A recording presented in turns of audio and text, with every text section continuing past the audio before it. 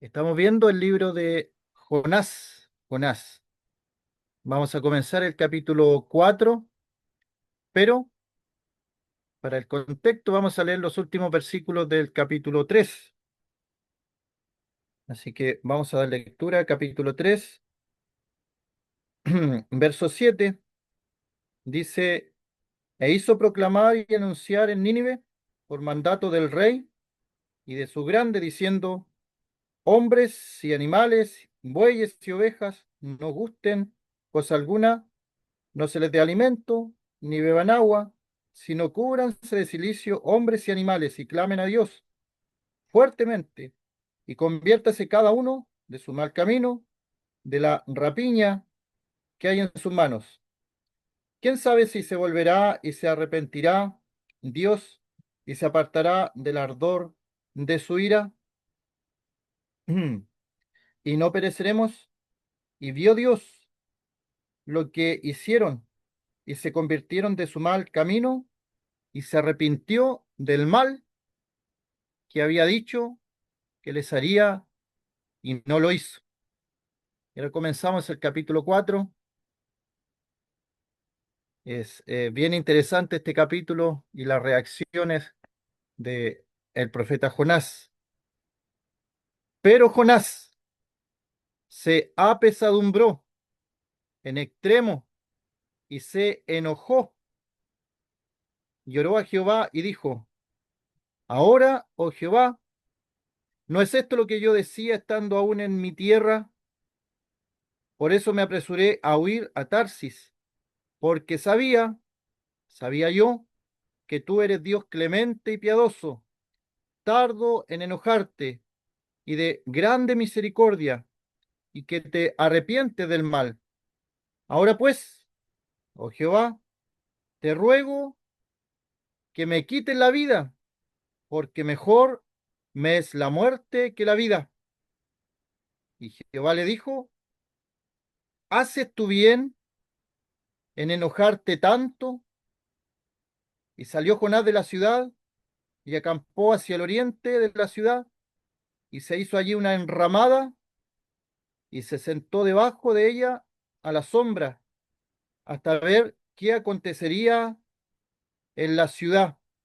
Y preparó Jehová Dios una calabacera, la cual creció sobre Jonás, para que hiciese sombra sobre su cabeza y le librase de su malestar. Y Jonás se alegró grandemente por la calabacera. Hasta ahí por el momento la lectura de la palabra del Señor. Ahora sí voy a compartir una presentación. Jonás, capítulo 4. Ahí espero que se vea la presentación. Muy bien. Jonás 4, la imagen de fondo tiene que ver con el tema porque Jonás se le dio una segunda oportunidad. No se cambió en nada el mensaje. Era el mismo mensaje, el mismo Dios y el mismo Jonás. Se le dio otra oportunidad. Así que yo me lo imagino, esta imagen del mar, Jonás saliendo del gran pez y pensando su oportunidad. Ahora sí, la voy a aprovechar. Ahora sí, porque lo prometí a Dios. Eclesiastés dice, no hagas a Dios promesas si no la vas a cumplir. Mejor es que no prometas y no que prometas y no hagas. Nadie nos obliga a hacer promesas a Dios. Pero si hemos hecho promesas a Dios, tenemos que cumplirlas. En lo personal, alguna vez hice promesas a Dios y por un tiempo se me había olvidado una de las tantas. Pero el Señor, en su misericordia, nos recuerda de distintas maneras las promesas que hemos hecho a Dios y que debemos cumplirlas. Así que él vuelve a la ciudad de Nínive, que tampoco había cambiado. Si se fija, Dios era el mismo, Jonás era el mismo, la ciudad era la misma, las personas la misma y todo era lo mismo. Y hay una frase que leí en un libro, una frase que decía, Jonás, el misionero a regañadientes, o el misionero a la fuerza. Bueno, el propósito de Dios siempre se cumple. Dios le quiso dar una oportunidad a Jonás y él la aprovechó, pero en el día de hoy vamos a ver que tampoco es un muy buen ejemplo de la manera que él aprovechó esta oportunidad. Al parecer, Jonás, al ver esta ciudad, recordaba todavía lo que los ninivitas le habían hecho a su pueblo Israel.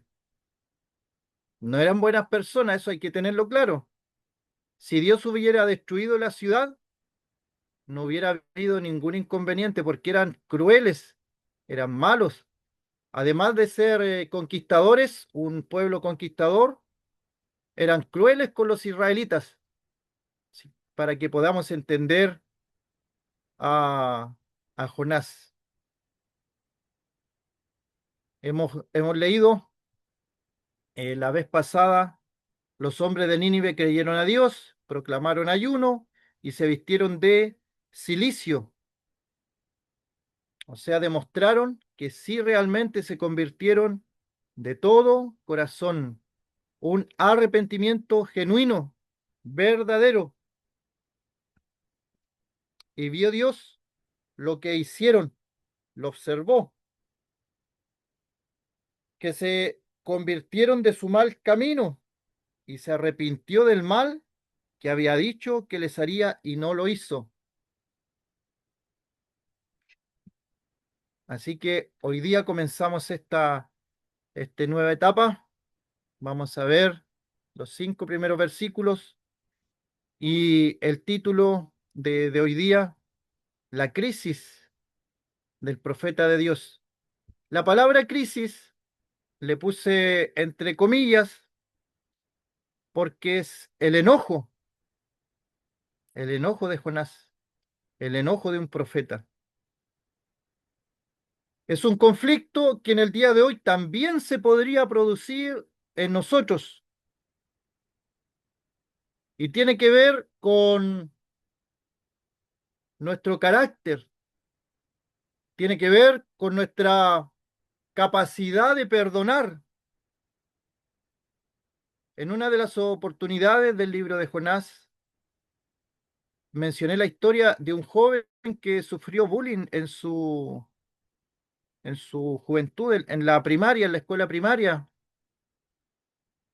Entonces él contaba de la oportunidad que perdió de predicarle a una persona porque fue más fuerte su recuerdo del bullying que la persona le hacía en el colegio, en la primaria, y no le predicó. Así que la historia de Jonás es un espejo de nosotros, nos refleja. Tal vez nosotros podemos, en todo lo que hemos visto de Jonás, podemos criticar a Jonás. Y cada vez que critiquemos a Jonás, nos estamos criticando a nosotros mismos porque es un fiel reflejo de nosotros. Dios nos manda a hacer algo, no lo hacemos. Dios nos hace pasar tribulaciones, pruebas, para que volvamos al camino. Y nos da otra oportunidad y a veces la tomamos y a veces no. Y si la tomamos la segunda oportunidad, no la tomamos de buena manera. Y eso le pasó al profeta Jonás. Y Dios no esconde la falla de sus siervos. Mostró fallas en Noé, que salvó a toda una generación, y luego lo vemos ebrio. Moisés, el libertador, lo vemos asesinando a un egipcio. David, el pastor de Israel, y el cantor, el salmista, un hombre conforme al corazón de Dios, lo vemos y Dios nos muestra que fue adúltero y que también fue intelectualmente el autor de un asesinato de Urías, el esposo de Betsabé. ¿Qué es lo que hace la historia en el día de hoy? La historia secular, los presidentes, los senadores, contratan personas, son unos escritores sombras, si le llaman. No, no los tienen que notar, no los tienen que percibir. Ellos andan detrás de los políticos, de los artistas, haciendo la biografía autorizada. En esa biografía autorizada no pueden escribir nada que el personaje público no le guste. No lo escriben. Nada perjudicial.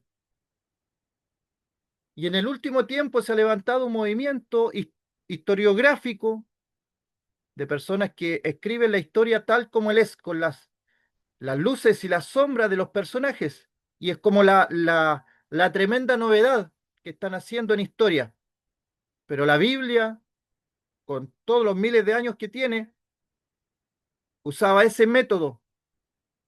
Los hombres de Dios se les mostraba con sus luces y sombras, con lo bueno y lo malo, lo que hacía muchas veces perfecto los reyes de Israel, pero, por nombrar un caso, los reyes hacían todo lo agradable a Dios, pero no quitaban los lugares altos y la Biblia lo menciona.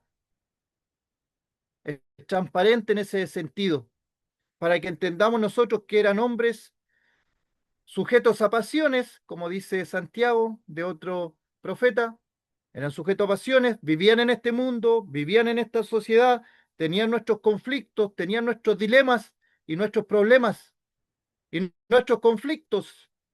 Y aquí se ve el conflicto de Jonás, era una crisis interna del profeta entre la misericordia de Dios y el juicio de Dios.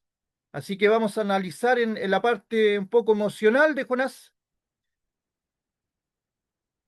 cómo le afecta a él que Dios sea misericordioso. Y de inmediato podemos asociarlo a cómo nos afecta a nosotros que Dios sea misericordioso con la gente que nos ha hecho daño. Creo que cada uno de nosotros, o la mayoría, tiene personas que a lo largo de su vida le han hecho daño, nos han dañado físicamente, mentalmente, psicológicamente, pero nos han hecho daño. ¿Cómo nos afecta eso a nosotros en nuestras emociones de que Dios pueda perdonar a esa persona?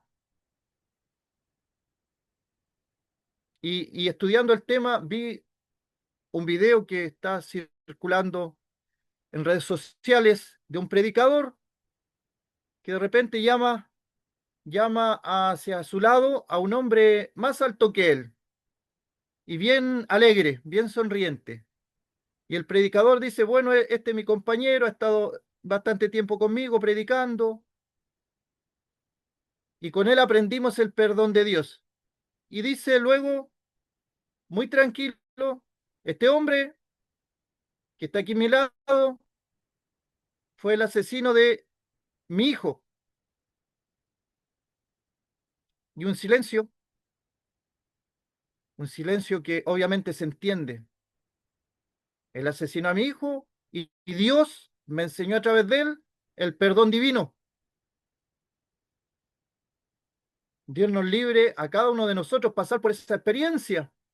Ese hermano tuvo que pasar por esa experiencia para entender el perdón divino y lo perdonó y él entendió que era una cosa, pero totalmente milagrosa de estar predicando el evangelio con aquella persona que había asesinado a su hijo y que Dios después le mandó a predicarle y después andaban predicando juntos. Es una cosa increíble. Solamente Dios, a través de su Santo Espíritu, puede hacer algo así. tiene que ver con las emociones, con el carácter. Y también las características, vamos a ver las características del carácter de Dios, que lo entendemos, el carácter de Dios, sus atributos en este pasaje.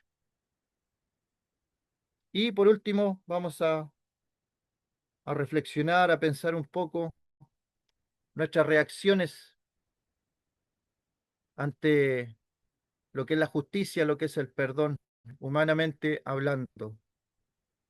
Aquí en Chile, de pequeño, he escuchado una frase porque personas desaparecieron y perdieron la vida hace años. Y dicen ellos, ni perdón ni olvido. Esa es la frase que hasta el día de hoy se repite. Son personas que obviamente entendemos ese dolor, pero la Biblia muestra otro camino, otro camino. Jonás probablemente haya conocido a más de alguien que perdió la vida en manos de los ninivitas y con la crueldad de los ninivitas. Y después Dios le dice, anda a predicarle a los de Nínive. Ese era el conflicto de Jonás. Y ahí él entonces predica. Imagínense llegar a una ciudad ostentosa, hermosa, con lo más lujoso de la época, la capital de ese imperio, todo lo más moderno de la época estaba en esa ciudad. Tenían una vida lujosa. Y Jonás tiene que ver esto y compararlo con la vida que él llevaba en Israel, con la vida que llevaban sus conciudadanos de Israel y lo mal que lo pasaban algunos y la esclavitud que había en Israel y la pobreza que había en Israel y muchas de esas cosas era culpa de los ninivitas. Obviamente la soberanía de Dios, eso era culpa de la desobediencia de Israel, porque cuando Israel obedecía, Dios los bendecía, pero cuando Israel no era fiel, entonces Dios quitaba un poco el cerco para que se sucedieran destrucciones. Así que él va y predica en obediencia por toda esta hermosa ciudad, pero dentro del corazón de Jonás había algo, guardaba algo.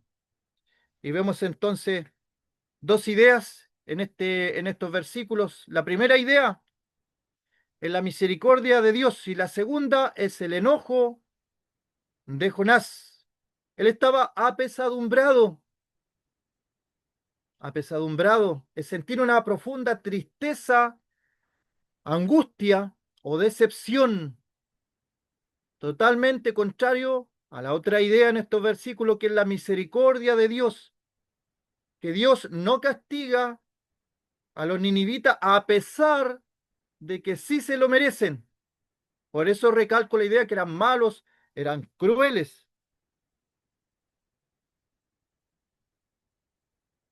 Así el verso 1, Jonás se apesadumbró en extremo, en extremo.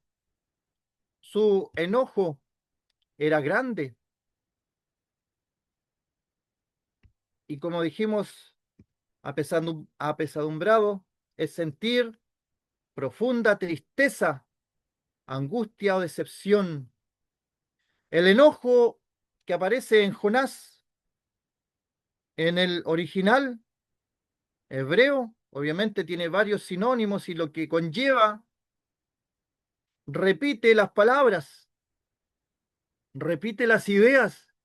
El texto quiere demostrar al lector que Jonás se enojó de tal manera, como en el día de hoy, podríamos decir, está echando rayos, sale fuego de sus ojos del enojo, se empiezan a inflamar unas venas en su rostro, en su cuello, del enojo que tiene esta persona, de la rabia, de la ira, que no se puede contener. Eso le estaba pasando a Jonás. Se apesadumbró en extremo, se enojó, un enojo poco conocido en un profeta, de Dios. Mis hermanos, ¿nos hemos enojado con Dios alguna vez? Conozco una persona que no quería reconocer que estaba enojada con Dios. Yo le dije, hay hombres en la Biblia que se enojaron con Dios. Hubo enojo con Dios. Jonás es uno de ellos. Y lo que le había pasado en la última semana se lo atribuía a Dios por la soberanía de Dios. Todo lo que me está pasando, Dios lo ha permitido. Entonces, ¿con quién tengo que enojarme? Si es Dios el que controla todas las cosas, si es Dios el que conoce mi sentarme, mi levantarme, si cae un cabello al suelo, Dios lo sabe. Él controla todo. ¿Quién será aquel que diga que sucedió algo que el Señor no mandó? Dice Lamentaciones 3:37. Soberanía absoluta de Dios. Entonces, todo lo que me ha pasado, todas las tragedias que me han pasado, es Dios el que lo ha permitido. Bueno, está en un orden lógico y teológico correcto, pero no quería reconocer que era eso lo que había en su interior, era enojo, y lo expresaba. ¿Podemos enojarnos con Dios? ¿Te has enojado alguna vez con Dios? La pregunta es ¿por qué? ¿Por qué? ¿Por qué Dios preguntan las personas cuando asesinan a un familiar? ¿Por qué Dios? ¿Por qué? ¿Por qué lo permitiste? Aquí Jonás está enojado. Imagínense lo contradictorio que es el enojo de Jonás. Jonás está enojado porque a la predicación suya se convirtieron multitudes. Imagínense, ¿quién se enojaría en el día de hoy porque va a predicar a una multitud, va a predicar a un estadio y se convierte todo el estadio de personas? ¿Quién se podría enojar por eso? Jonás se enojó porque se convirtieron a su predicación, pero detrás de eso, su enojo era porque él no quería que los de Nínive fueran perdonados. Él los quería ver exterminados. Él quería ver que sufrieran. Él dentro de sí quería verlos sufrir a los de Nínive. Así que sí estaba enojado con Dios. No estaba feliz, para nada estaba feliz con el arrepentimiento. Y una pregunta que podemos reflexionar, ¿es posible enojarse con Dios? Porque Dios es demasiado bueno.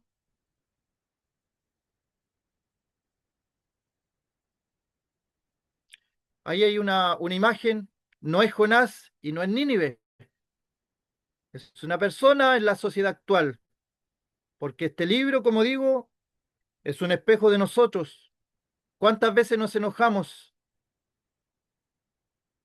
Pero hay diferentes tipos de enojos. Por ejemplo, el mismo Señor aparece también enojado, pero los discípulos entienden en el libro de Juan que hablaba del celo de Jehová, el celo de Jehová, el celo por la casa de Jehová lo consumía el Señor. Y al ver lo podrido que estaba el sistema religioso, cómo la gente había hecho comercio de su casa de oración, él se enojó. Él se enojó y con unas cuerdas echó a los mercaderes del templo todo el negocio que estaban haciendo con lo espiritual.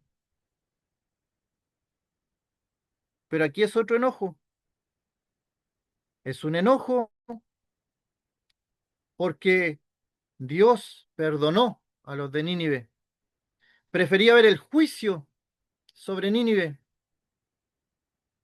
antes de verlos salvados, antes de verlos perdonados. Y nosotros en el día de hoy, ¿habrá algún hermano, habrá algún hermano o hermana que se enoje porque se convirtió a alguien que le hizo daño, que fue cruel? Está la historia de las hermanas Ten Boom, unas holandesas que refugiaron a unos judíos y como era un crimen, las tomaron prisioneras y en la cárcel algunos soldados alemanes fueron muy crueles con ellas y luego terminó la guerra, fueron liberadas, una murió en la cárcel, pero la otra fue liberada. Y uno de los soldados que le hacía tanto daño escuchó su testimonio y la fue a saludar. Y ahí ella entendió que tenía que perdonar a esa persona. No podía, luchó y luchó con eso.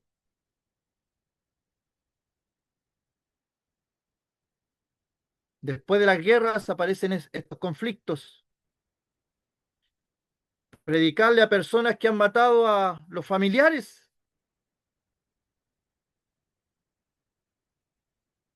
ver a una persona que Dios la salva y esa persona ha sido responsable de la matanza de jóvenes, de la crueldad hacia jovencitas.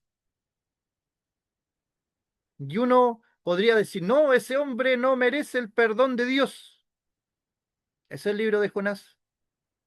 Mostrar que todos merecen el perdón de Dios y a veces nos cuesta pensar eso.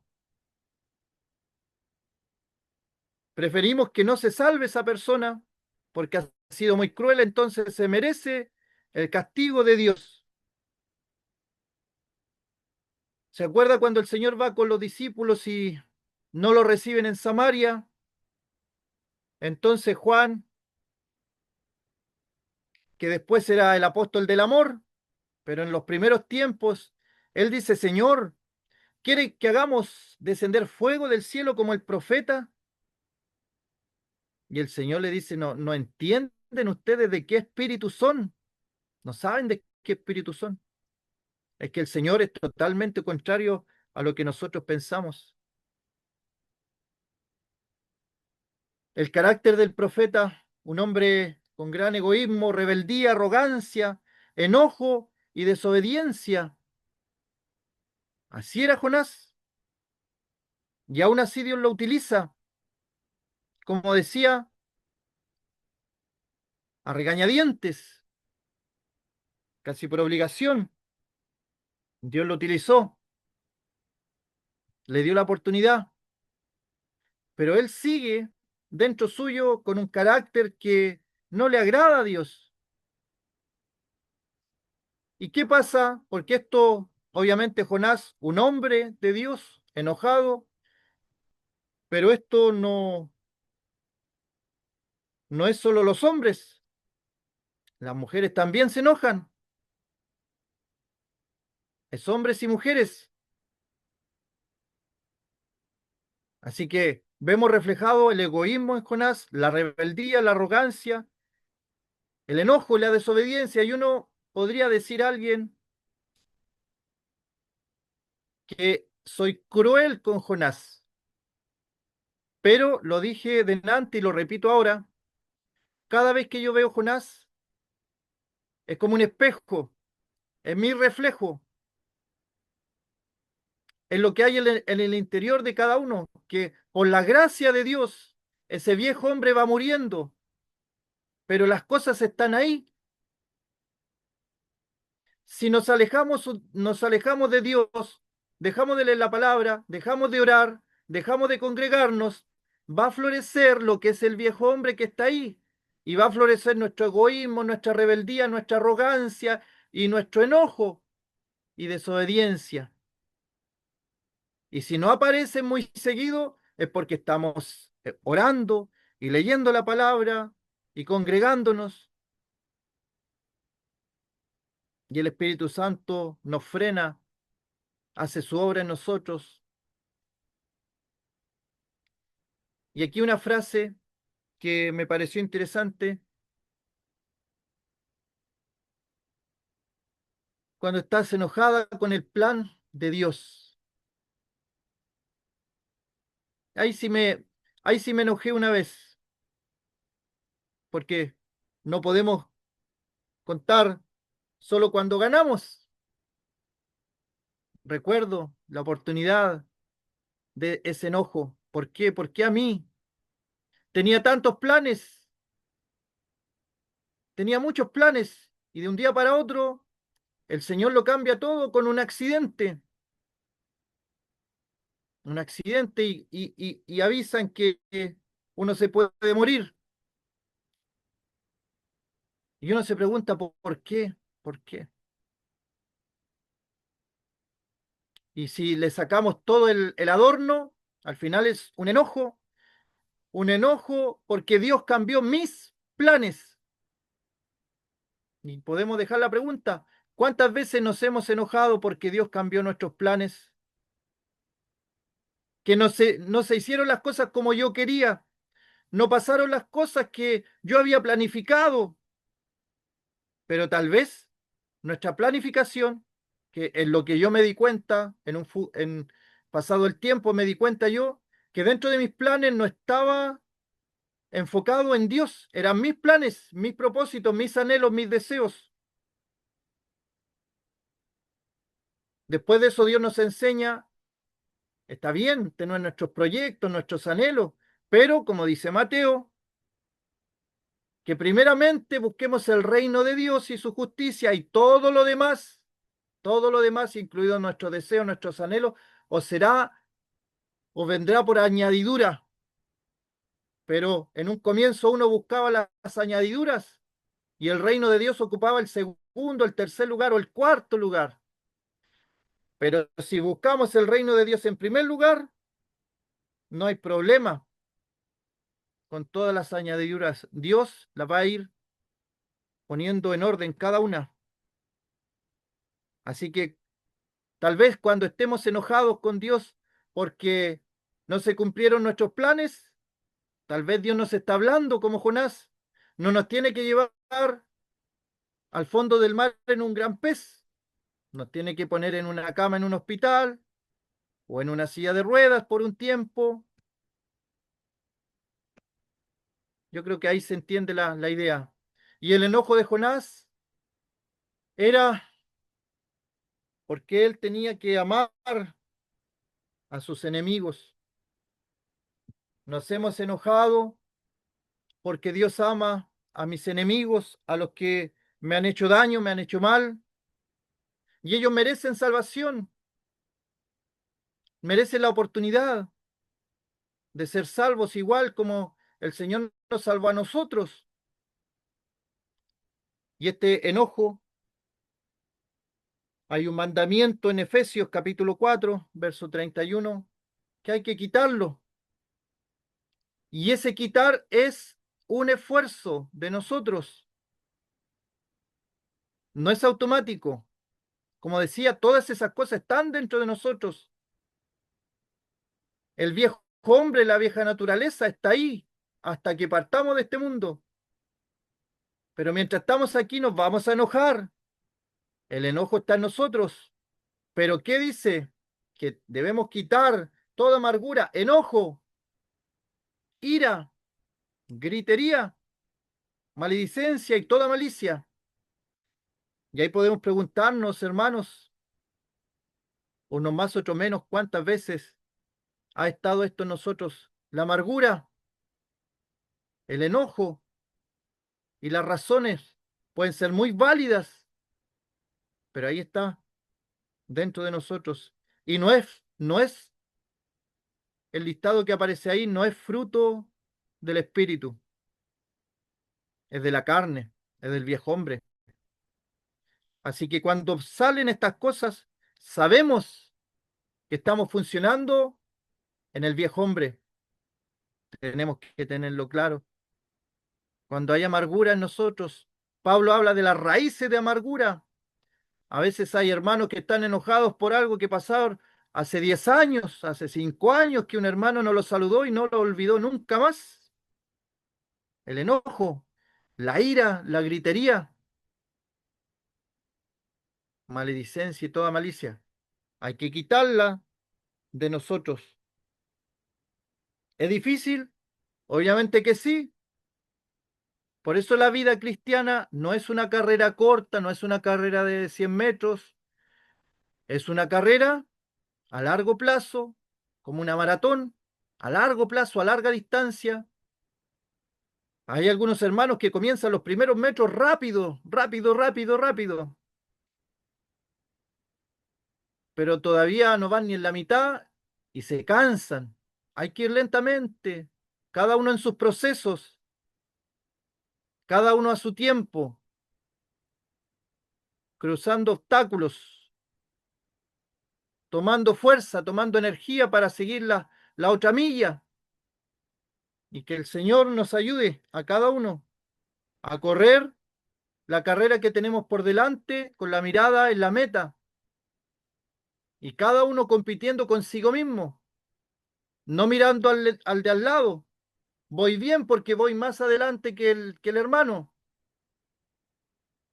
o quiero alcanzar a este otro hermano. No, cada uno consigo mismo. Pablo hablaba de golpeo mi cuerpo. Él estaba en una lucha contra sí mismo.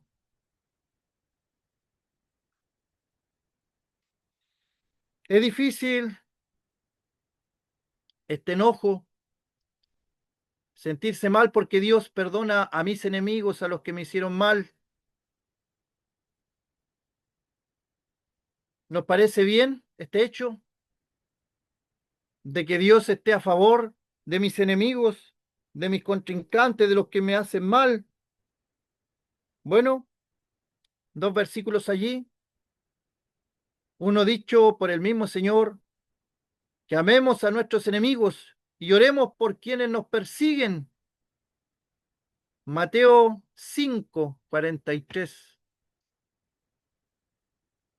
Es difícil amar a mi enemigo. ¿Cómo voy a amar a mi enemigo? De la única manera que puede pasar esto es que el Espíritu Santo obre en nuestro corazón, en nuestra alma, que produzca un milagro en nosotros. Porque Romanos dice que el amor de Dios ha sido derramado en nuestros corazones, y a través de ese amor de Dios podemos amar a alguien que nos ha hecho daño, que nos ha traicionado, que ha, que ha roto por completo nuestro corazón, como dicen algunos. Nos ha dañado a tal punto de considerar enemigo.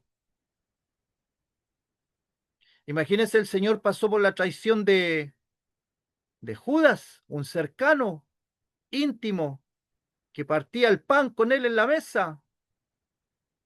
En la antigüedad vemos a otro hombre, Aitofel, traiciona a David.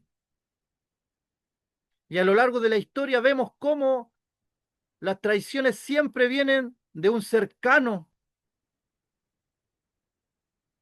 Hay generales de ejército que han ido ganando guerra tras guerra, batalla tras batalla, y de repente pierden una.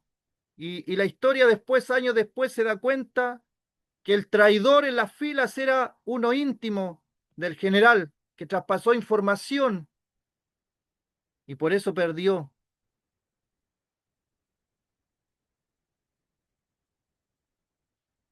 No permitan que el enojo les dure hasta la puesta del sol.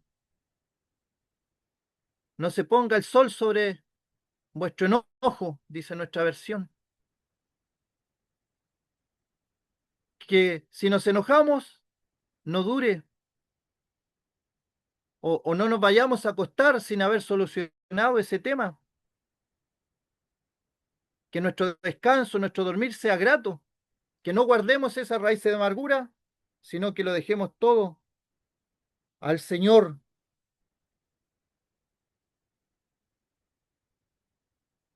El Señor dijo estas palabras de amar a los enemigos y él lo hizo.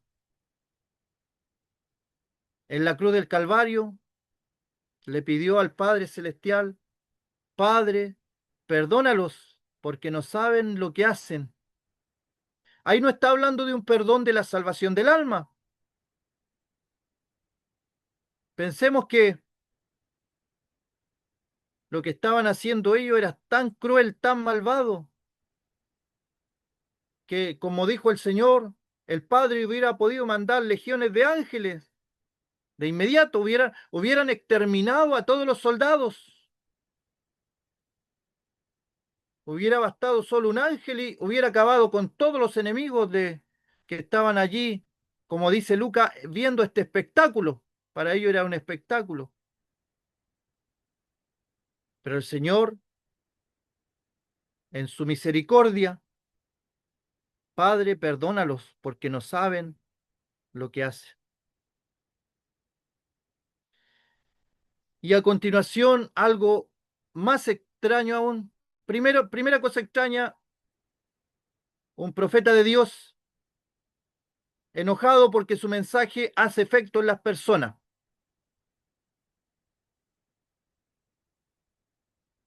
Y esto igual es extraño. Una oración con enojo. Dice el verso 2: y oró a Jehová y dijo: ahora, oh Jehová, ¿no es esto lo que yo decía estando aún en mi tierra? Porque por eso me apresuré a huir a Tarsis, porque sabía que tú eres Dios clemente y piadoso, tardo en enojarte y de grande misericordia, y que te arrepientes del mal. Ahí está Jonás, oración con enojo. Dios lo escuchó. Eso es interesante también. Si miramos el lado positivo, a pesar del enojo que tenía, acudió a Dios en oración para darle un punto positivo a Jonás, porque nosotros a veces andamos enojados y no oramos, no leemos la Biblia y se enojó, entonces no va a reunión porque está enojado. Jonás, a pesar de su enojo, oró a Jehová y le cuenta todo a Jehová.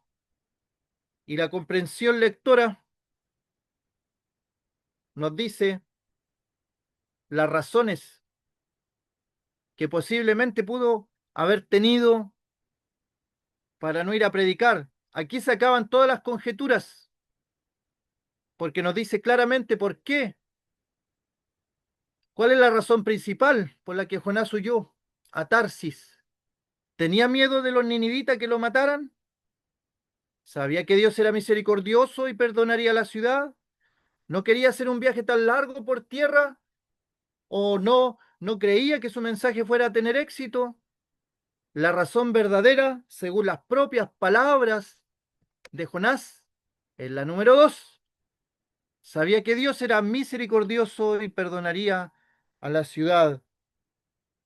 O sea, Jonás tenía en su pensamiento teológico el siguiente planteamiento: admite que huyó a Tarsis porque conocía el carácter de Dios. O sea, tenía una teología buena.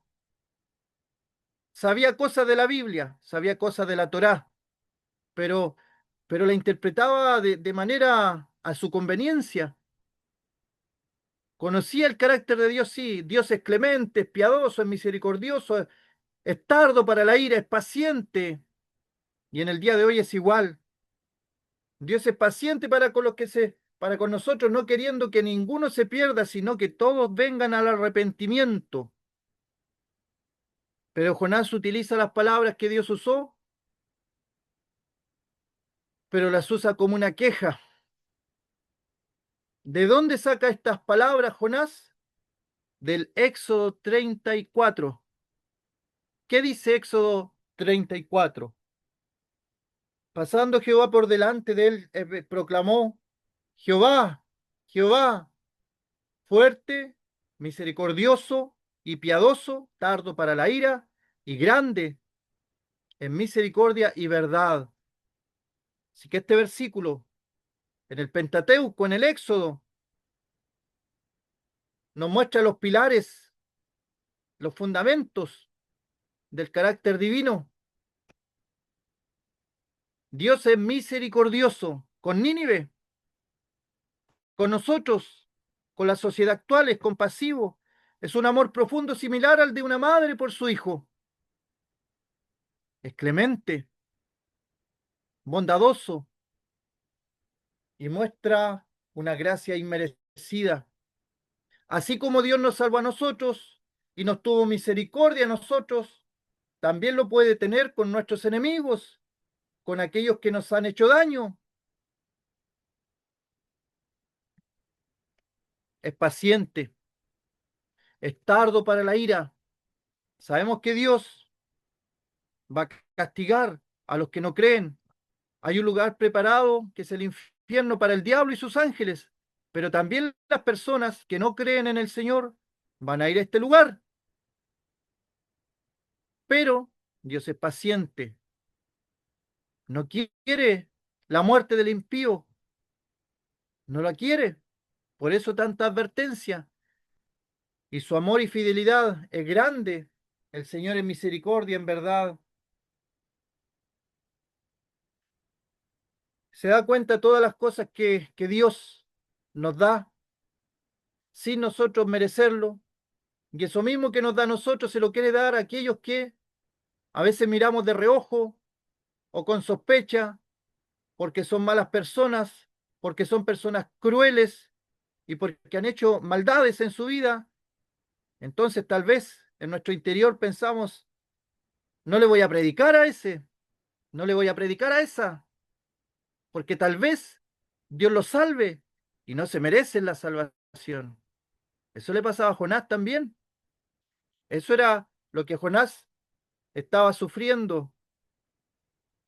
Así que Dios es grande misericordia y verdad, lo que garantiza que su amor es inagotable y cumple sus promesas. El Señor, una de las promesas que hizo es, el que cree en el Hijo tiene vida eterna, pero el que rehúsa creer no verá la vida, sino que la ira de Dios está sobre él. Pobre Jonás, pobre de nosotros a veces,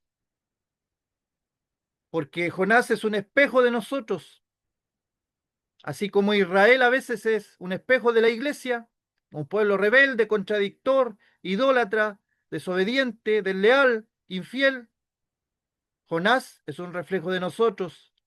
Sabemos la misión que tenemos que hacer, pero no la hacemos. Y Dios nos da la oportunidad y la hacemos de mala gana, a regañadientes, casi por obligación. Entonces, ¿qué salida le queda ahora a Jonás? ¿Cuál es la salida? La salida que le queda. Ahora pues, oh Jehová, te ruego que me quites la vida. Tremendo, tremendo. Porque mejor me es la muerte que la vida. Imagínese. ¿Cuál es la oscuridad que nubló la mente y los ojos del profeta? Está totalmente nublado. A veces nosotros predicamos durante años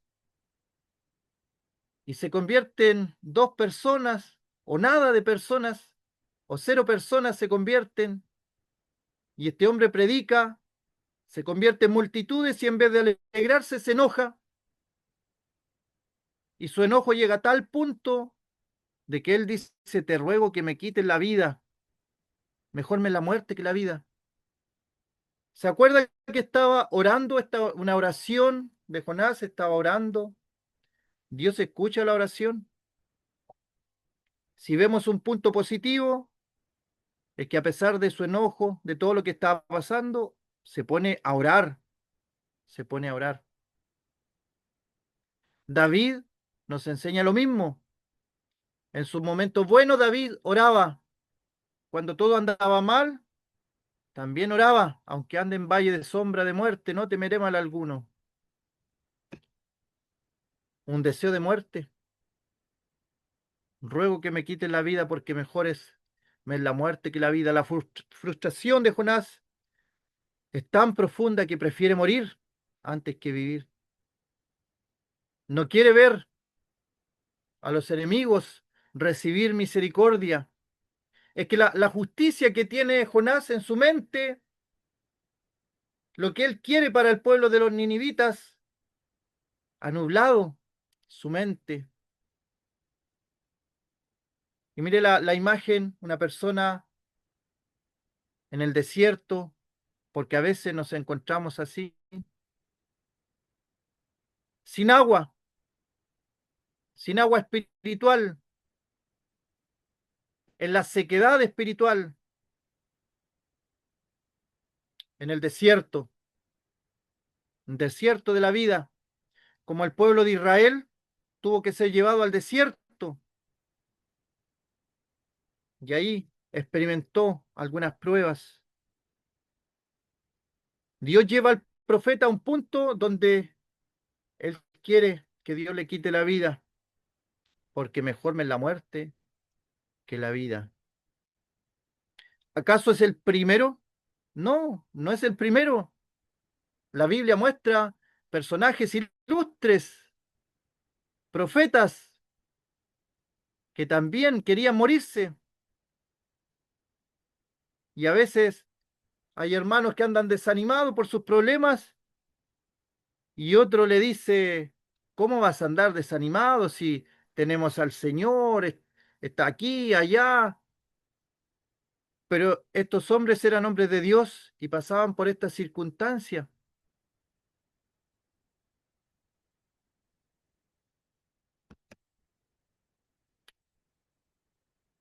Es posible que a veces